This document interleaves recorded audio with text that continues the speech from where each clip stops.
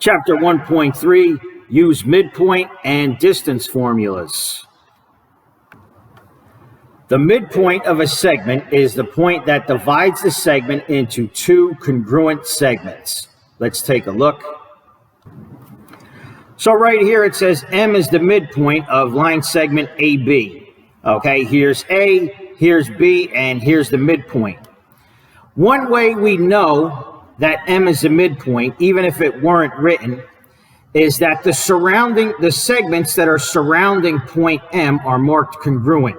See this notch right here and this notch right here indicates that AM and MB are the same length. Okay, so you can say AM is congruent to MB or AM equals MB. Okay, when the bar is on top, you use congruent. When there's no bar on top, you use the equal sign. A segment bisector is a point, ray, line segment, or plane that intersects the segment at its midpoint. A midpoint or a segment bisector bisects a segment. Let's take a look. So the word bisect, it means to cut in half.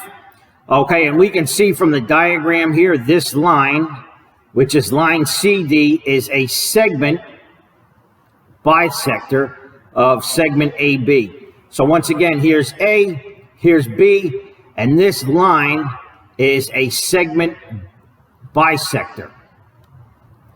Now, if it wasn't written that it's a segment bisector, how would we know that it's true?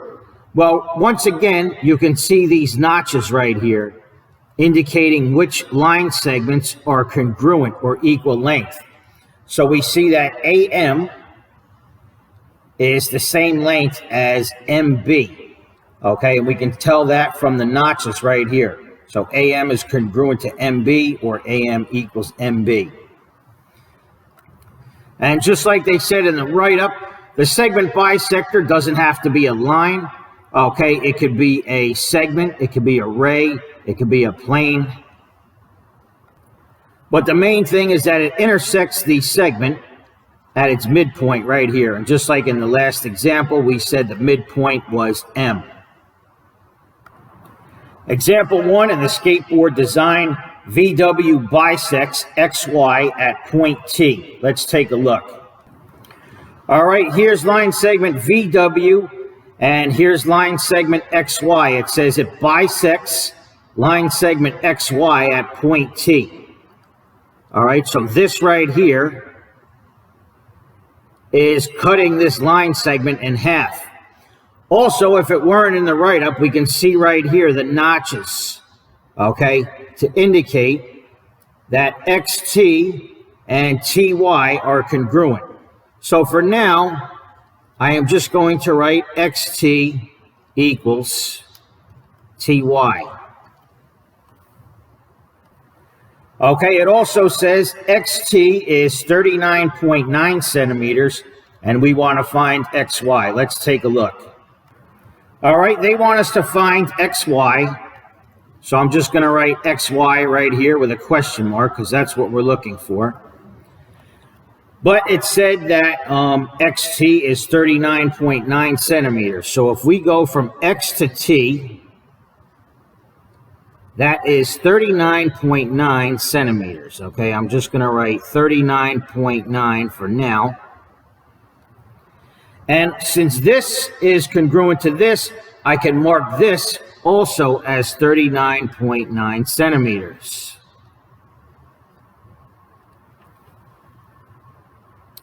All right, so we said that before, XT equals TY, and we just confirmed it. We're looking to find XY, that's the distance from X all the way to Y, so we can use segment addition. All right, the first segment goes from X to T, so we'll start with XT. And then we'll add the second segment, TY, so plus TY. And that equals XY. Okay, that's the entire length. So we said XT was 39.9. We said TY was also 39.9. And that equals XY. And let's see, 40 plus 40 is 80 minus 0.2. That's going to be 79.8.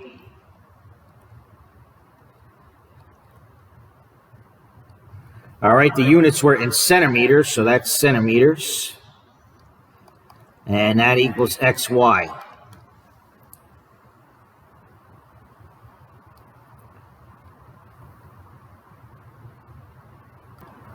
All right, the other way to do it, since we have two congruent segments and they're both 39.9, we could have also said 2 times 39.9. All right, and of course, that'll give you the same thing, 79.8, and that's in centimeters. So same thing.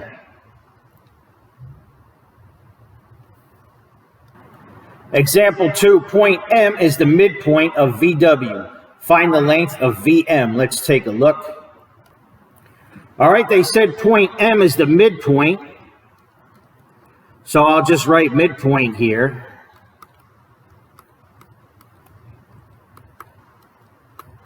And what they asked us to find is VM.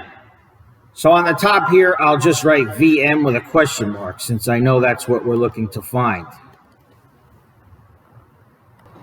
Now notice once again, not only is it given that M is a midpoint, but the segments that are surrounding M are marked congruent with the notches. Okay, so we know those are equal length. We know that this segment, which is VM, is going to equal this segment, which is MW. All right, so we're allowed to set them equal to each other. Now, we don't have a numerical length yet. We just have an algebra expression at first. So since VM is 4x minus 1, I am going to plug that in place of VM. Okay, so that's 4x minus 1. And we can see MW, the length, is represented by this algebra expression, 3x plus 3. I am going to plug that in place of MW. Okay, solving for x, I want variables on one side and numbers on the other, constant terms. Okay, you can go either way, but I usually like to subtract the smaller x from the larger x. So since 3x is less than 4x, I'm going to do negative 3x on both sides. 4x minus 3x is 1x, or just x. Okay, and since I have variables on the left, I want to get numbers on the right. So the negative 1, the opposite is positive 1. I'm going to do that to both sides. Okay, 1 minus 1 or negative 1 plus 1 is gone. Bring down your equals. 3x minus 3x cancels. And 3 plus 1 equals 4. Now, we're not done yet. They asked us to find VM. So we're going to have to take that x equals 4 and plug it in. All right. So wherever you see an x, we're going to substitute in 4. All right, x equals 4. It goes right in there. And that's going to be 4 times 4 minus 1.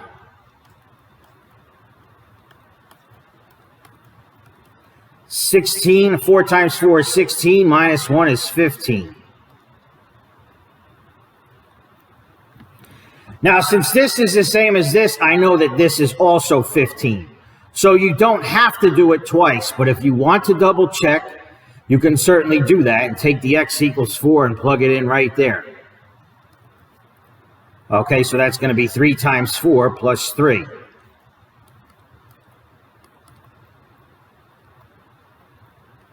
Three times 4 is 12, plus 3 is 15. All right, so we're looking to find VM. You can certainly write the equation if you want.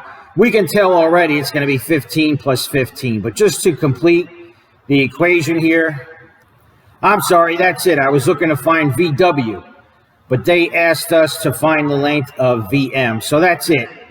VM is 15, so that's it. But like I said, even if that's all they ask for, you can certainly plug it in the other one if you have time and you want to double check that you get the same number for both congruent segments, 15 and 15. So since it was a midpoint, you just set them equal to each other.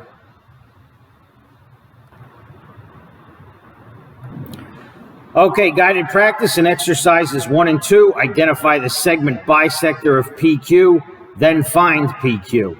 All right, let's look at number 1 first. Okay, they want us to solve for PQ. So see if you can solve for PQ, and you're going to have to add 2 fractions or mixed numbers. So we see the notches here that indicate congruence, this right here and this right here. Okay, so of course PM equals MQ based on the diagram. And as a result, if this is 1 7/8, then this distance over here is also going to be 1 7/8.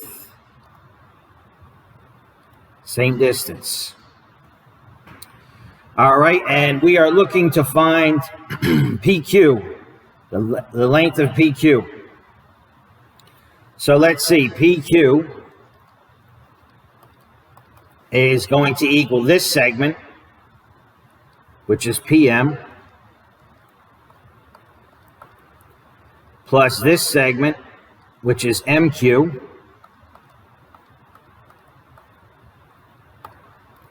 all right. So we have 1 7/8 for each one. So PQ is going to equal 1 7/8 plus 1 7/8.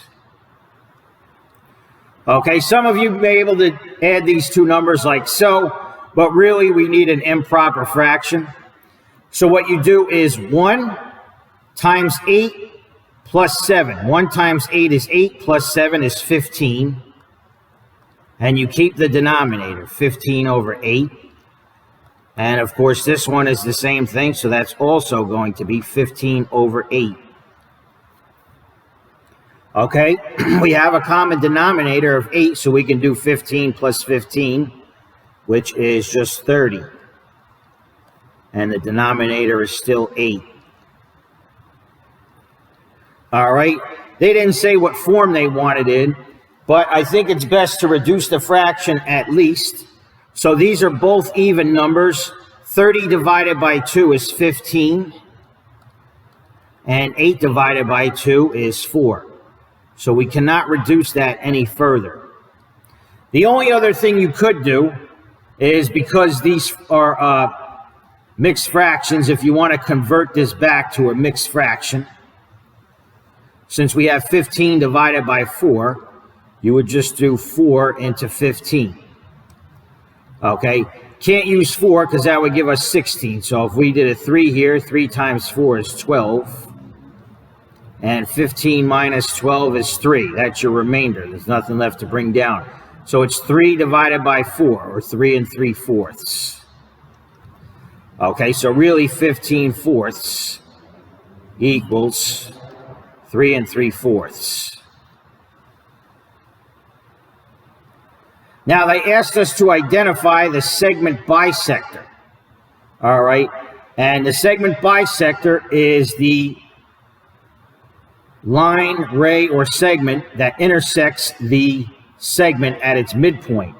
Okay, clearly we can see that the midpoint is right here. So we just have to name this right here. Well, what do we call this? It has one endpoint and it goes forever. That's a ray. And when you name a ray, the first letter is the endpoint, and you pick any other point on the ray. Well, there's only one other point, so that's N. Okay, and the symbol on top of the ray is always going to be an arrow pointing to the right. So that is your segment bisector.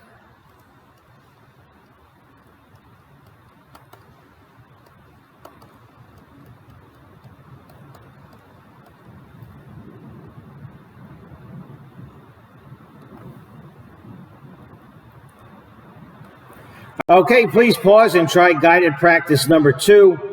And once again, we are looking to find the length of PQ and also identify the segment bisector. And before you start, I believe the book made a mistake. Instead of negative 2x, I want you to make this plus 2x. Okay, and I'll give you a hint. See, these are congruent. You're going to set them equal to each other. Solve for x and plug it in to find PQ. All right, so this is marked congruent to this. This segment here is PM. And this segment here is MQ. I'm going to set them equal because it is indicated they are equal length or congruent. Okay, PM is represented by this algebra expression, 5x minus 7. So I'm going to plug that in place of PM, 5x minus 7. And this length here is represented by 11 plus 2x. I am going to plug that in place of MQ, 11 plus 2x. All right, solving for x. Again, I like to subtract the smaller x. 2x is less than 5x. So I'm going to do the opposite, negative 2x on both sides. All right, you can certainly go either way, but I'd rather not have x negative. Okay, 5x minus 2x is 3x. 2x minus 2x is gone. Letters on one side, numbers on the other. So the opposite of negative 7 is positive 7. All right, 7 minus 7 is gone. Bring down the equals, and 11 plus 7 is 18. Now, solving for x, x times 3, the opposite is divided by 3. So the 3's cancel, and 18 divided by 3 is just 6. Now, that's not what they asked us. They asked us to find PQ. So we have to take that 6 and plug it in. All right, so wherever you see an x, you're going to plug in 6. And again, I made this positive. All right, we said x equals 6. So right here we have 5 times 6 minus 7.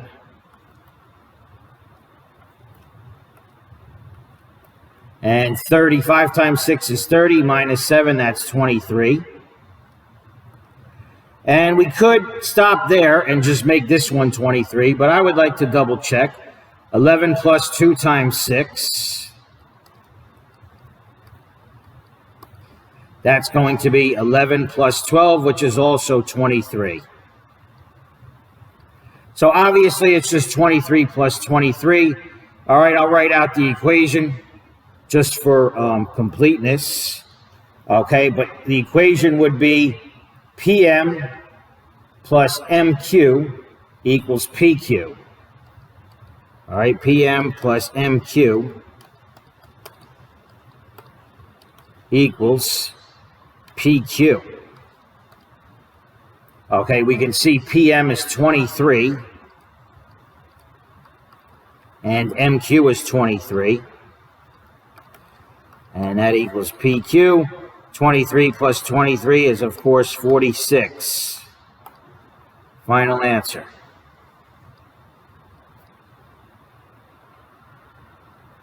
Alternatively, since there's two number 23s, you also could have said 2 times 23. So that's the same thing. And finally, they said the segment bisector, it intersects at point M. So how would we name this right here? Well, first off, it's a line. It has 2 arrowheads. There's only 1 point on it, so we can't use points. We're going to have to use line L. All right, so line lowercase l is the segment bisector.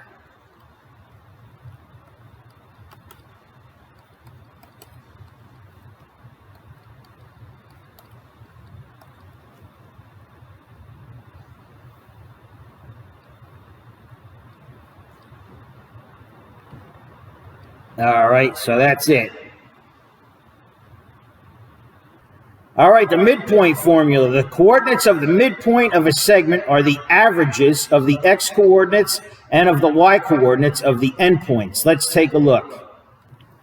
All right, here we have a line segment. All right, and we can see the endpoints are point A and point B.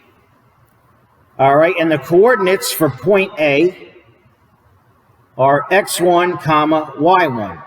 The coordinates for point B are x2, comma, y2. How do you find the average of two numbers? Well, you add them and divide by 2. All right, and that's exactly what they did to find the midpoint. For the x coordinate right here, and we can call this xm, we'll call it x with a little m. They added the two x's and divided by 2. Same with the y's. We'll call this one ym. Okay, y with a little m for midpoint. They added the two y's and divided by 2. So that's how you find the midpoint of a line segment.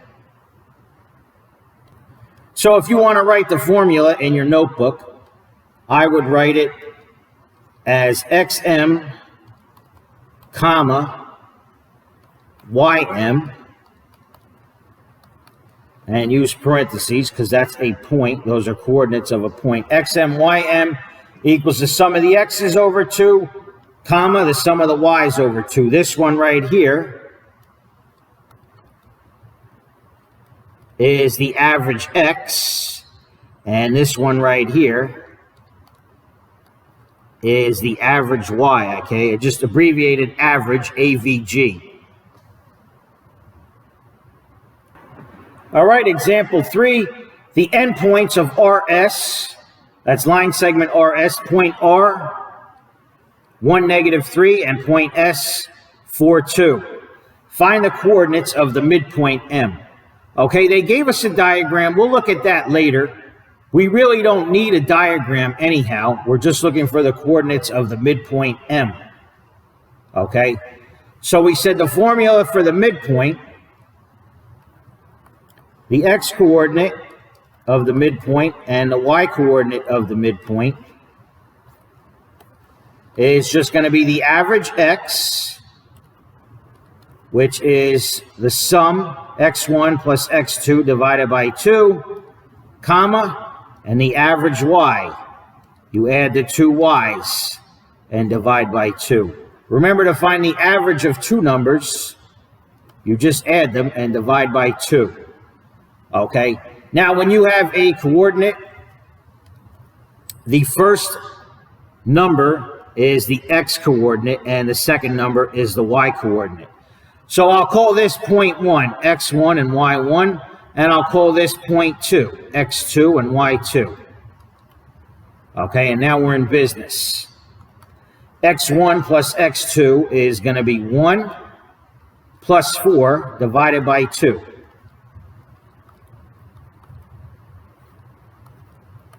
And for the y's, that's going to be -3 plus 2 divided by 2.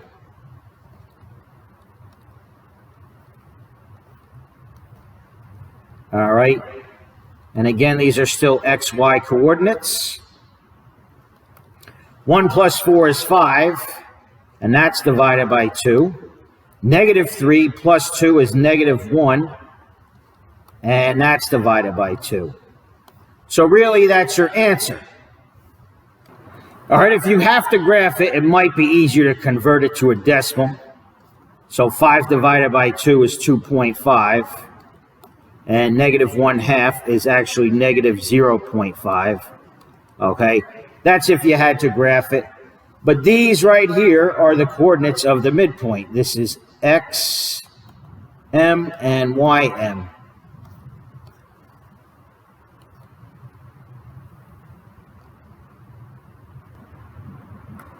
So if you look at it on the graph, It looks like they got the same thing I did. Okay, I said 2.5 on the X. So this right here, this is 1, 2, 2.5 right here. That's my X value.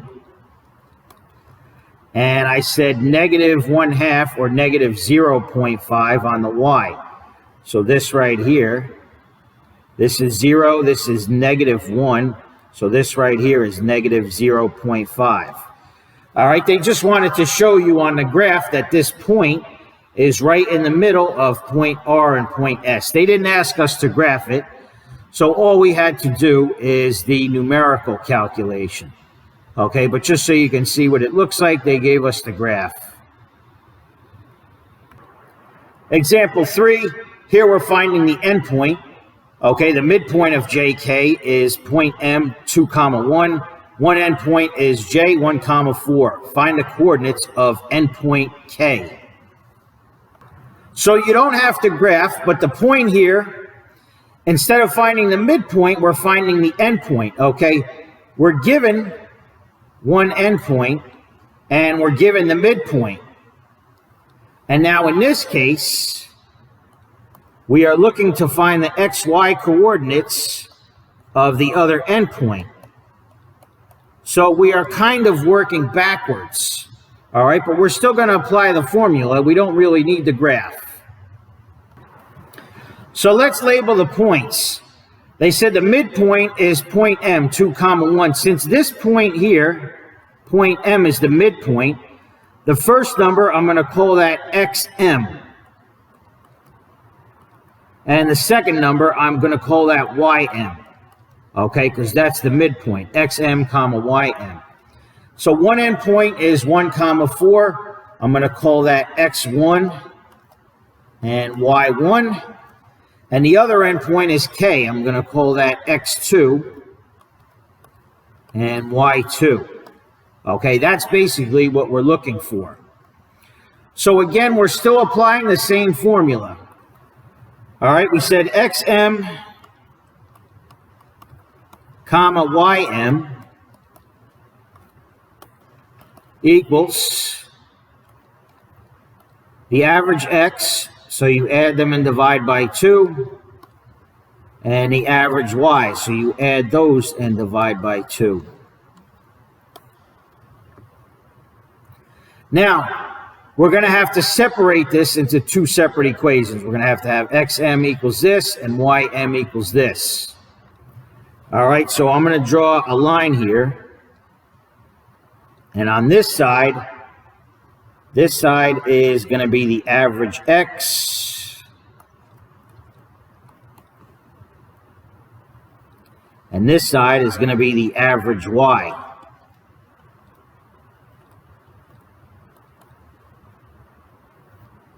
All right.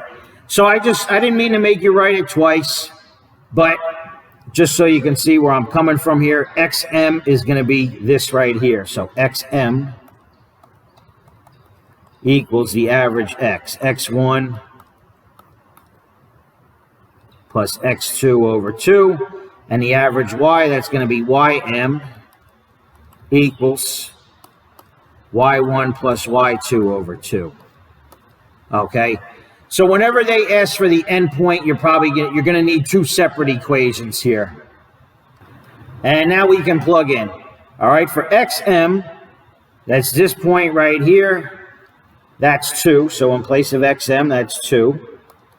For X1, that's this point right here. We said that's 1.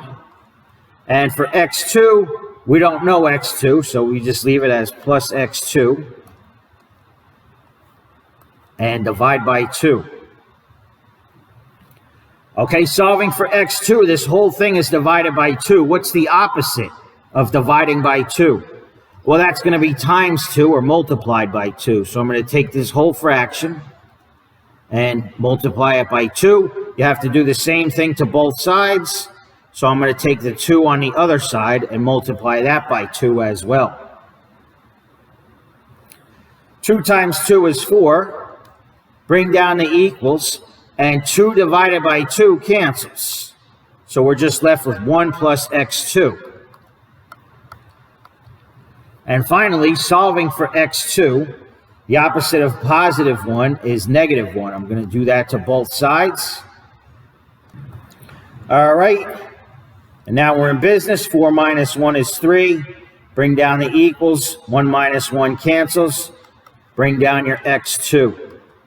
All right, so we got half of the coordinates. x2 is going to equal 3.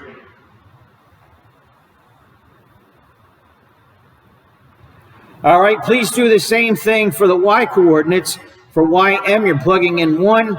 For y1, you're plugging in 4. Please try it for the average y, or the y coordinates. All right, we have ym, and that equals 1. We have y1, and that equals 4. And we have y2, which we're looking for. So I'm going to leave it as y2. And that's divided by 2. Once again, this whole thing is divided by 2. The opposite is times 2. So I'm going to take this whole thing and multiply it by 2. You do the same thing to both sides. I'm going to take the number 1 and multiply it by 2. 2 times 1 is just 2.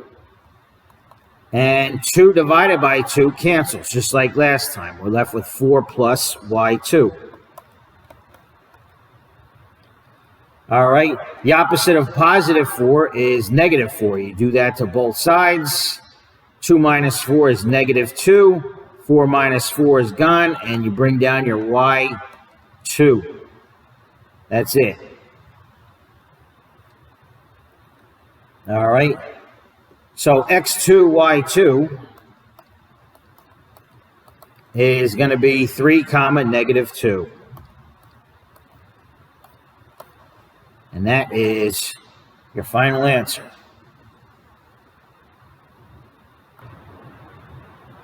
All right, if you want to see it on the graph, this point here is 3, negative 2. You see they got the same thing as me. This point here, if you trace it to the x-axis, this is 1, 2, 3. And if you trace it to the y-axis going down, that's 1, 2, that's negative 2. So that is your endpoint, point K, 3, negative 2. All right, please try guided practice number 3. The endpoints of AB are 1, 2, and 7, 8. Find the coordinates of the midpoint M. So all you have to do is find the averages. Average x, average y. Please try it. All right, we're looking to find the coordinates for the midpoint, xm, ym. It doesn't matter which is point 1 or which is point 2, so we can let this be x1, y1, and we can let this be x2, y2. All right, average x, right here, we have 1 plus 7. And that's divided by 2. Average y, we have 2 plus 8. And that's divided by 2. All right, let's see. I'll just finish right here. 1 plus 7 is 8 divided by 2.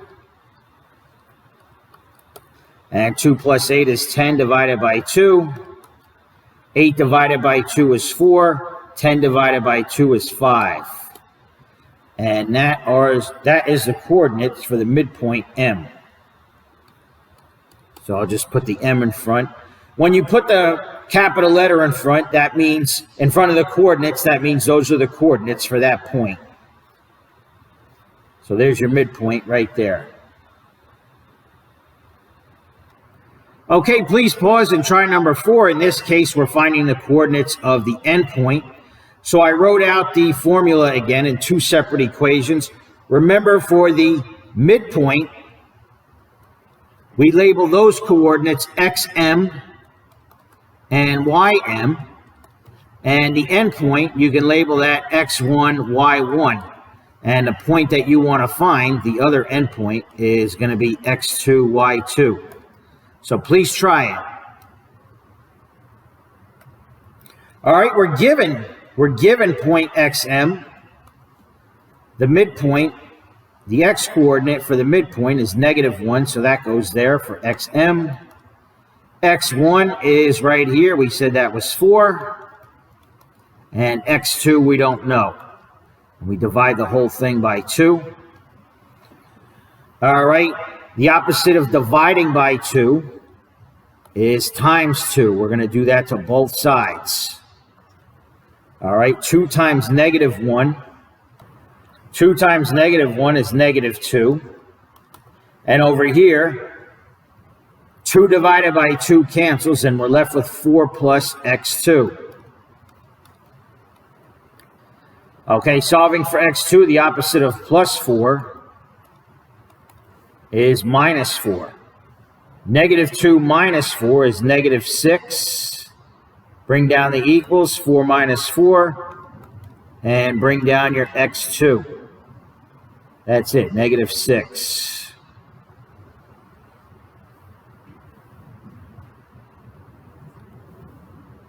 All right, for the y's, it's the same thing. The y coordinate of the midpoint is negative 2.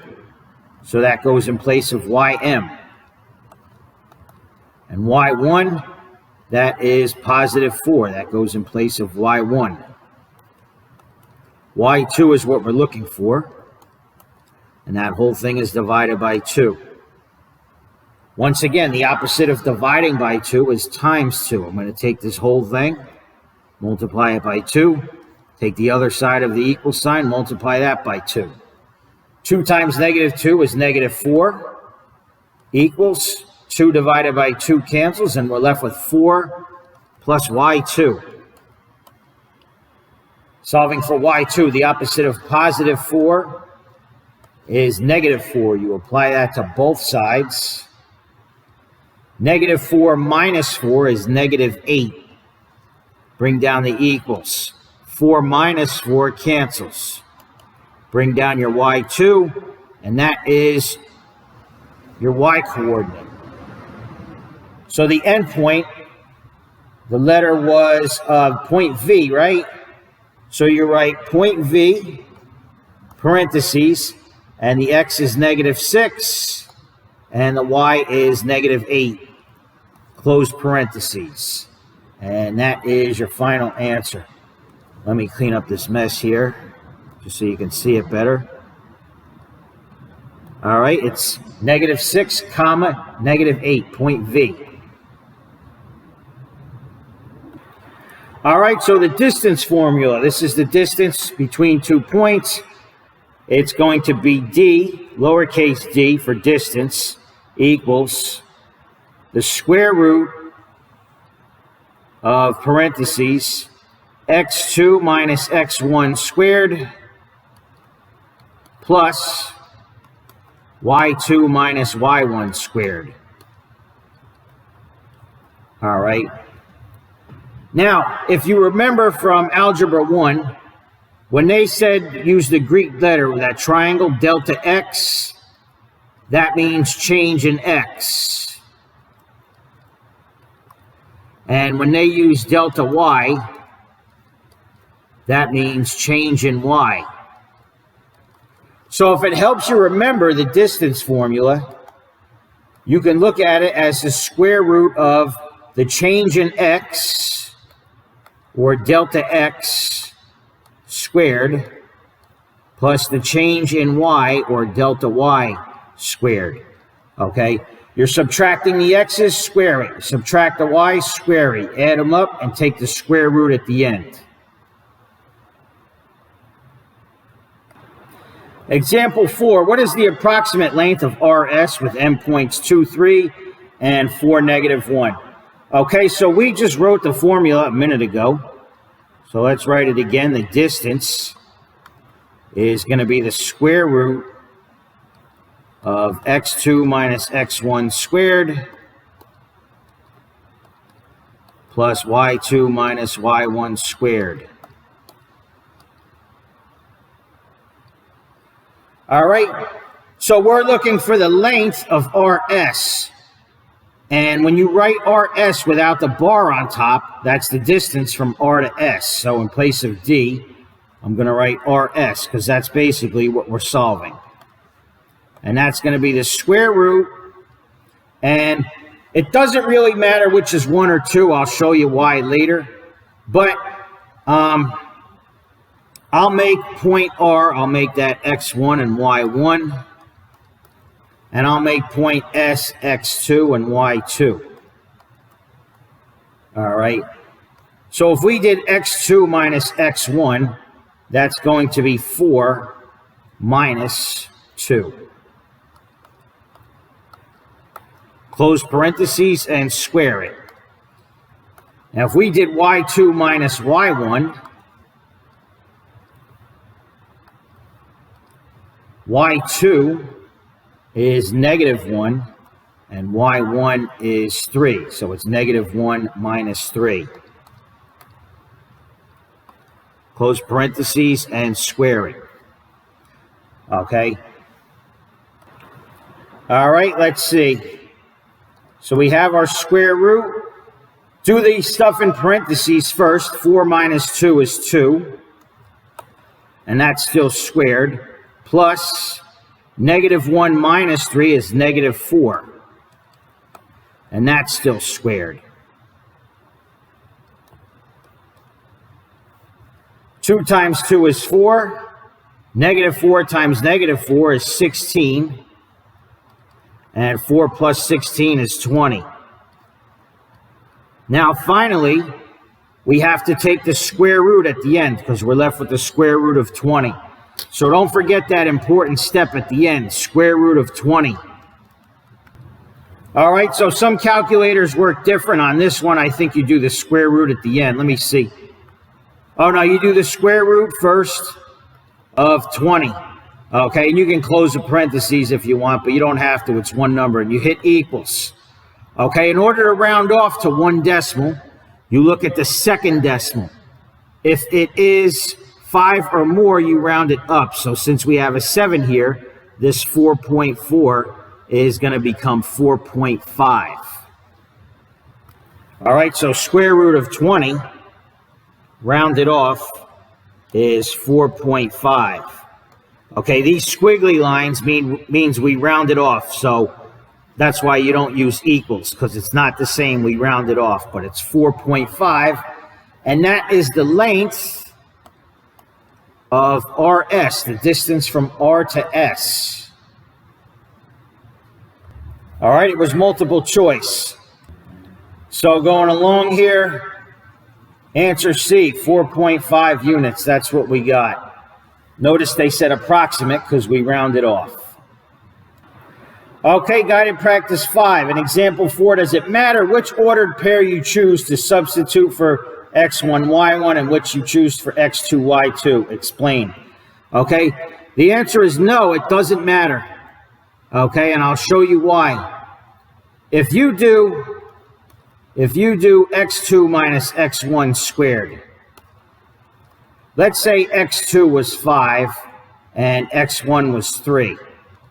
Okay, if you did 5 minus 3 and you squared it, 5 minus 3 is 2. And 2 squared is just positive 4. Now let's say you did it the other way around. Instead of x2, we did x1 minus x2. Okay, we reversed it and squared it.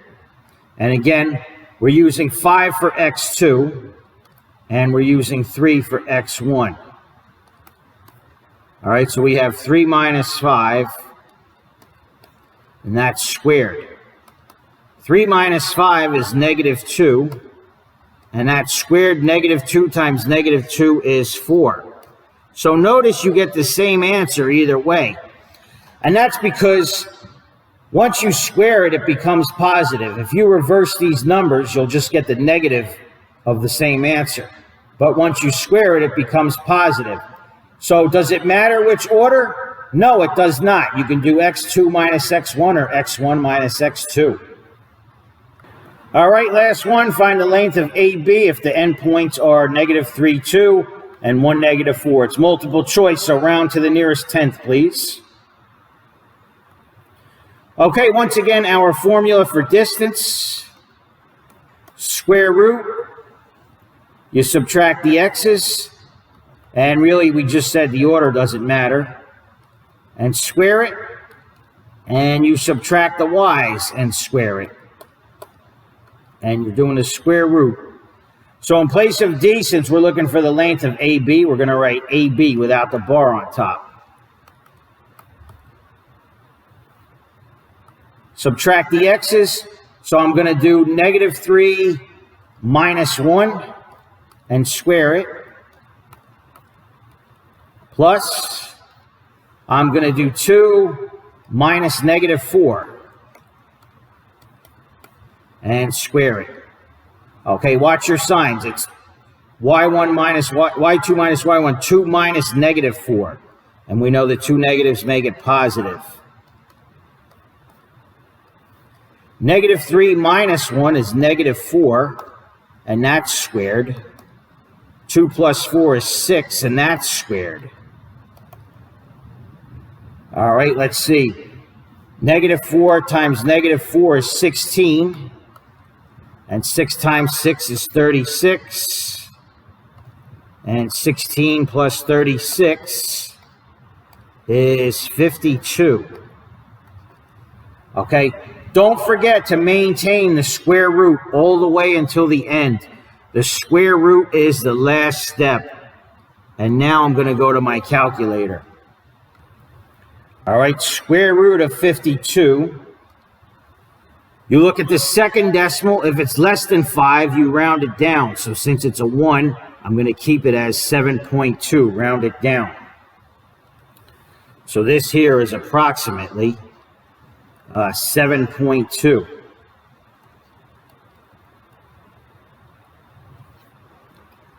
All right, so let's see. So there's all the work and the multiple choices. You can see it is answer B.